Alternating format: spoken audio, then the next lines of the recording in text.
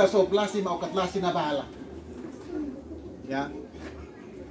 Tapi ini belasi malasinan so yang mengatasi masalah tanpa masalah. Itu tema yang saya catat bagi kita dalam kita merenungkan firman Tuhan saat ini. Bapak Ibu Saudari yang saya kasih dalam Tuhan Yesus Kristus, dalam cerita firman ini menceritakan tentang pengalaman hidup dari Nabi Elia. Dia adalah seorang Nabi Tuhan yang berasal dari sebuah kampung kecil bernama Tisbe. Ya. Nah Elia lagi atau Isneno. Ina na nahoni man na nani andi kuan mesa kanan kuan Tisbe. Dan tentunya kita sama-sama tahu bahwa kampung Tisbe itu adalah kampung yang kecil, tidak terlalu terkenal, kuan kamakan apa. Tetapi dari tempat itu Allah mengangkat dan memanggil akan Elia, dan di sana Allah memberi tanggung jawab yang besar kepadanya. Dan melalui Nabi Elia, kampung Tisbe mulai ternama atau dikenal oleh banyak orang. Dan dari gambaran pengalaman Elia, saya mau bilang bahwa Allah memanggil dan menempatkan akan Bapak Samgar, melantiknya sebagai seorang kepala desa dalam memimpin desa Noemeto. Bapak Mama jujur saya mau sampaikan bahwa kampung ini tidak terlalu dikenal. Kuan lagi kamakan apa? Termasuk saya setelah pendeta di Maranatha baru saya tahu bahwa ternyata ada Noesoe begitu. Selama ini orang omong-omong tapi saya tidak tahu Noesoe itu ada di mana. Dan kan saya mau bilang bahwa Allah mengangkat, Allah memanggil dan mengangkat akan seorang hambanya dari kampung Noesoe untuk boleh tampil dan menerima tanggung jawab yang besar dari Tuhan untuk memimpin akan umat Tuhan di tempat ini, di desa ini. Dan karena itu mari kita kembali kepada cerita tentang Nabi Elia. Ia disebut sebagai Nabi Tuhan karena memang Tuhan memakai dia. Saya yakin bahwa kalau Tuhan tidak pakai Bapak Samgar, tidak mungkin hari ini kita ada di sini dan kita mau bersyukur bersama. Tetapi Tuhan memilih dan Tuhan memakainya menjadi alat di dalam tangan Tuhan untuk pekerjaannya, tanggung jawabnya dilaksanakan bagi seluruh umat Tuhan di tempat ini. Amin. Amin. Itu berarti bahwa tidak semua nabi yang menyebut akan nama Tuhan, mereka juga dipakai Tuhan. Ya, sekali lagi kita kembali pada cerita Elia tadi. Dia disebut sebagai seorang nabi Tuhan karena memang Tuhan memakai dia. In mateka fani on ate isneno karena usin pakai. Nane pak mese, muy atana tahu tetapi isneno kanan kamateka pa. Ay sinanaba nane, me pemasukan sebagai ate tetapi kan sesuai dengan Isneno ini lumen. Ya. Hari ini kita sama-sama bersyukur di sini. Mensyukuri akan pelantikan kepala desa Noemeto, Bapak Samgar Kian. Kita percaya bahwa Tuhan pakai. Usim pakai, mau usim bes nani, hanya tinatiap nonokap nani Isneno ini lumen. Pada dirinya sendiri. Satu hal kecil yang dia lakukan.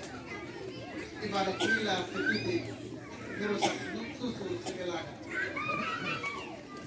Ada kesalahan kecil yang dilakukan oleh Elia, maka seluruh kebaikannya untuk Tuhan dinilai oleh banyak orang. Kalau dia fokus untuk dirinya sendiri, dia bekerja untuk dirinya sendiri. Dan tentunya hal ini menjadi catatan bagi Bapak Samgar. Ya. Melaksanakan sebuah tugas kepemimpinan sama dengan berupaya untuk mendebar akan sebuah kebaikan. Nanti pun dia palekot sama, ada bukanin alekot pa, mau alekot. Punatunan minta apes-apes. Titik-tiputan yung life ang liot meses. Alakan ang life alekot, namsuwa manamso, makamatak ang teni, tetapalis ang liot. Ano na? Mas matek at palanggian na balbang. Amen? Amen. Dan kan sekali lagi kita belajar pengalaman dari Elia tadi. Sebab toh pada akhirnya Elia harus merasa kecewa. Elia kecewa karena merasa ditinggalkan oleh Tuhan. Kenapa dia merasa ditinggalkan oleh Tuhan? Karena ketika dia mampu untuk membunuh akan merasa dia tidak kuat. Dia merasa bahwa dia sendiri karena banyak nabi telah dibunuh. Dan karena itu, satu-satunya langkah yang dia harus ambil untuk bisa menyelamatkan akan diri, dia bersembunyi di dalam gua, naman tolok pun. Ansaon akan nabi ya. Natan temat ini mesen. Nun mait oken malah ini mesen. Nun natulan kas ini tan maten tin. Jadi naik tekat lekones una tolok, ya. Keberanian Elia memang begitu luar biasa. Tetapi pada satu titik di mana dia tidak mampu untuk menghadapi akan persoalan atau tantangan dalam tugasnya sebagai seorang nabi, dia berupaya atau dia mencari jalan keluar, berupaya untuk menyembunyikan diri di dalam gua. Bagi dia itu keputusan yang terbaik, tetapi rupanya bagi Tuhan itu bukan jalan keluar satu-satunya. Bagi Tuhan masih ada jalan keluar yang lain, dan bukan satu-satunya bersembunyi di dalam gua. Tetapi itulah yang ditempuh oleh Elia untuk terus bersembunyi dan tinggal di dalam gua. Dan kan sekali lagi saya mau bilang bahwa ketika Elia merasa bahwa dirinya sedang terancam oleh Ratu Isabel, karena dia telah membunuhkan nabi-nabi Baal tadi, dia mengambil keputusan untuk pergi dan menyembunyikan akan dirinya di dalam sebuah gua. Karena bagi Elia, gua adalah tempat satu-satunya yang paling aman untuk memberi kenyamanan bagi dirinya. Dan karena itu saya boleh katakan, manusia tidak dapat menemukan dirinya atau tidak dapat menemukan akan Elia, tetapi satu orang yang menemukan tempat persembunyian Elia. Manusia dapat menaikkan pada Elia in balik tolo, tetapi tuapnya sedih in balik tolo, dia adalah Tuhan. Manusia tidak bisa menemukan benda atau sesuatu di dalam gua yang gelap. Tetapi saya mau bilang bahwa di sana, di tempat yang gelap itu, Tuhan menemukan akan Elia yang bersembunyi di sana. Entah manusia yang tolong tielak me. Antara manusia nak manusia kanita, tetapi muy kuaf mesal nit, esla isneno nit. Isneno nami manapeni, mainit nami na Elia, andi bale, di bola nane, lain bola nana henok ala kanan mes okan. Tuhan menemukannya di dalam kegelapan. Tuhan menjumpainya di tengah-tengah kegelapan. Dan gua yang gelap itu menggambarkan tentang kegelapan hidup umat Tuhan yang sedang memberontak terhadap Tuhan. Bapak Ibu Saudari yang saya kasih dalam Tuhan Yesus Kristus, tetapi pada tahap ini Tuhan membiarkan Elia untuk terus beristirahat di dalam gua itu. Tuhan tahu bahwa fisiknya telah terkuras habis dalam berperang untuk membunuh akan Nabi Baal. Dan Tuhan membiarkan akan Elia untuk terus beristirahat di dalam gua itu, untuk mengumpulkan tenaga dan melanjutkan pergumulan dan melaksanakan tanggung jawab yang Tuhan percayakan kepadanya.